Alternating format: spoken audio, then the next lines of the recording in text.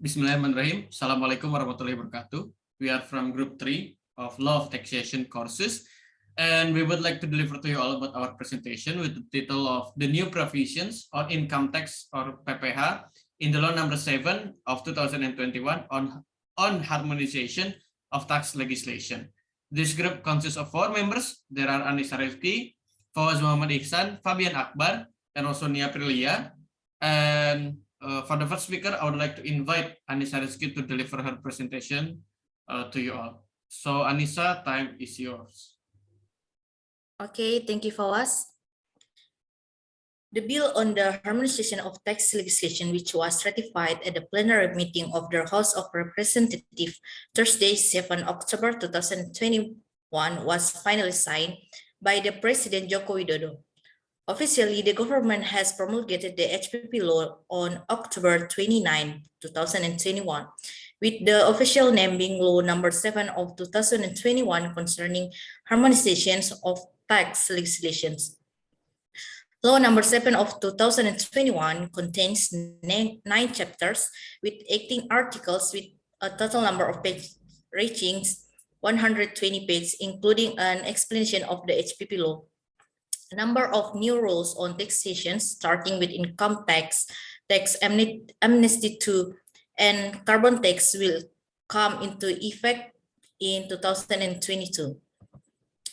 The implementation of the law on the harmonization of tax legislation is based on the principle of justice, simplicity, efficiency, legal certainty, benefit, and the national interest.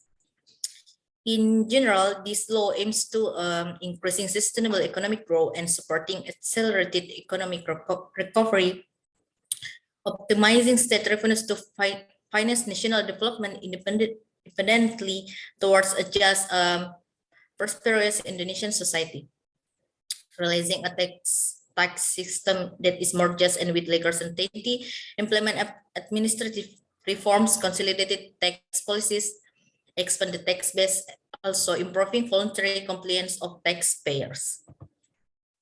Next slide, please. In order to increase sustainable economic growth, various efforts are needed from the government to take various steps, consolidated fiscal policy.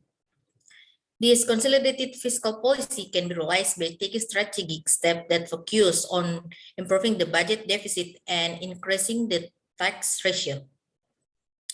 Among others, through the implementation of policy to increase tax revenue performance, reform tax administrations, increase the tax base, create a tax system that prioritizes the principle of justice and legal certainty, as well as increasing taxpayer compliance. So the government is taking steps in terms of fiscal regulation by drafting the law on harmonization of tax legislations on 7 of 2021 concerning harmonization of tax legislation, which has functions to increase sustainable economic growth in order to create just a prosperous society based on Pancasila and the 1945 Constitution.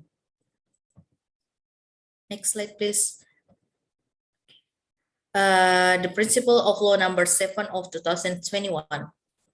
This principle have 6 principles there, namely justice, simplicity, efficiency, legal certainty, benefit, and national interest.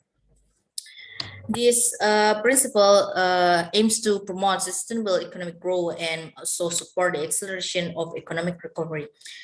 Okay, the next explanation will be explained by Fabian Akbar. Okay, thank you very much for the chance.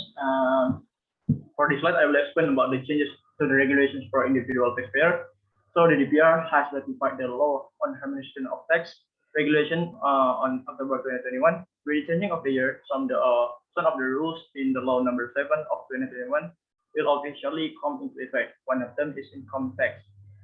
So the stipulation of the HPP law provides an overview of personal income tax. As we can see on the slide, there are 2 points of changes, which previously had a tax of the 50 million on taxable income. With this regulation now, it becomes 60 million. And taxable income on layer income the above 5 billion will be taxed at 35% as a result. That you can see in the slide, there's the changes the regulations for the individual taxpayer from the old law and the new law. These changes are considered to be a reflection of social justice for all Indonesian people, which were approved by the DPR, especially in the government alignment with the individual UMKM and corporate UMKM.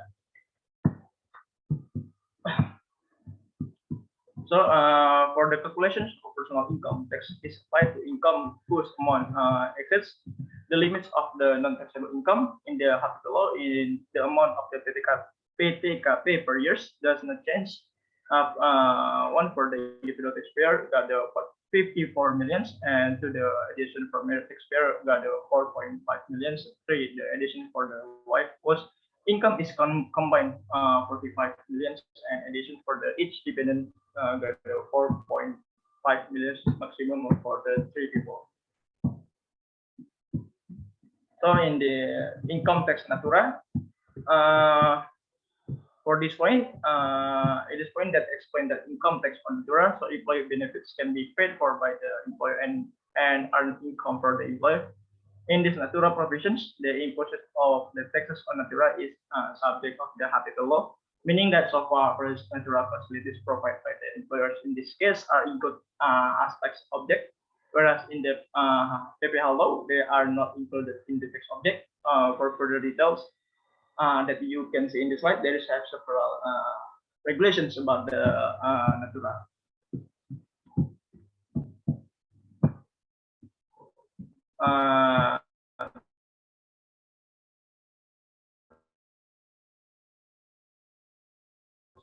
So in this slide, at 20% risk law, namely law number 2 of 2020, which states that for 2020 and 2021, the tariff is at 22%,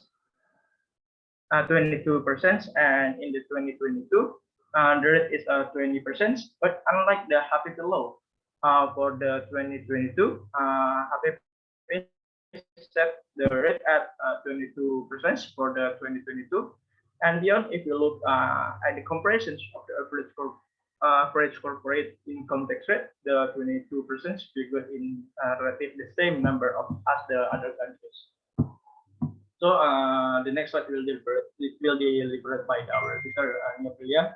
Okay, thank you, Brother Fabian. So the expert opinion on the harmonization of tax regulation or HPP, an effective tax system when it can be used as a policy instrument optimally and can provide convenience for taxpayer compliance costs, but on the other hand, ensure all taxpayer implementation is correct. The tax system must also be placed in accountable principles that are transparent in business process and their implementation can be accounted for in accordance with the law and regulation. So next slide.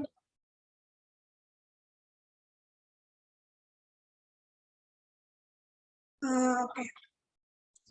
The HPP law is an effort to harmonize with the dynamics and economics condition during the COVID-19 pandemic, which made the Indonesian economic system a bit chaotic. In this way, the economic system can be reorganized and can build a new basis for the national economy. Including the tax system to make it more robust. So in the implementation of the HPP law on the economy and society, the government pay attention with 1% increase in VAT. The impact on implementation is expected to be limited and minimal. So the government and Bank Indonesia will continue to keep inflation at a low level to maintain people's purchasing power. So based on the theory of compliance, which is supported by empirical research in various countries, effort to facilitate the goodwill of taxpayers who want to be honest and open in entering the tax administration system can increase voluntary tax compliance in the future. However, these programs must be followed by fair and consistent supervision and law enforcement efforts, as well as providing fair treatment and good service to taxpayers who are obedient and have low risk. So next slide. Amendment to law number 7 of 20 and 21 concerning harmonization of tax regulation. The HPP law amends and add a numbers of regulation related to taxation, namely first, amend the law on general provision and tax procedure or UU-KUP.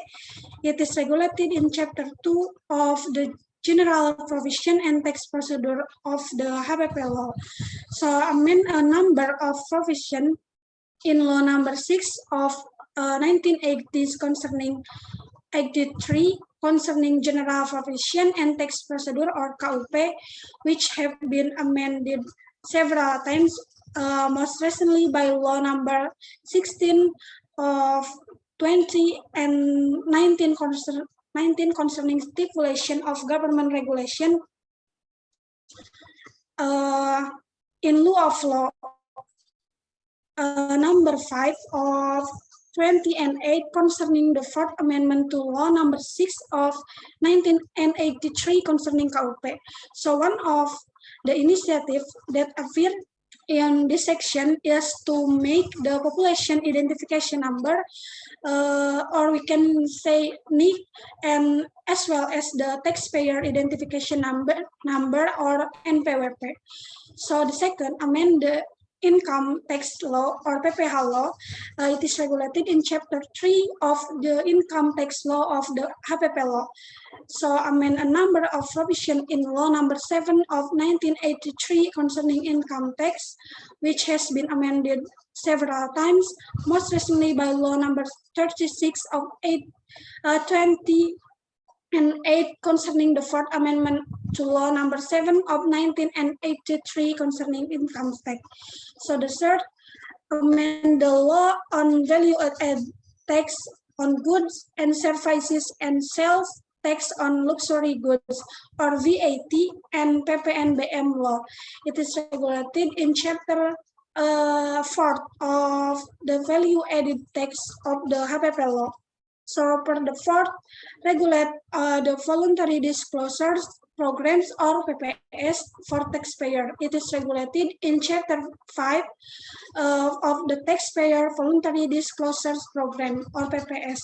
So for the next, regulated carbon tax, and it is regulated in chapter 6 of the HPP law on carbon tax. And for the last, changing the excise law, and it is regulated in chapter 7 excise of the HPP law. Thank you.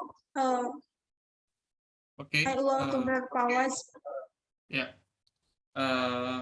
Thank you for the speakers.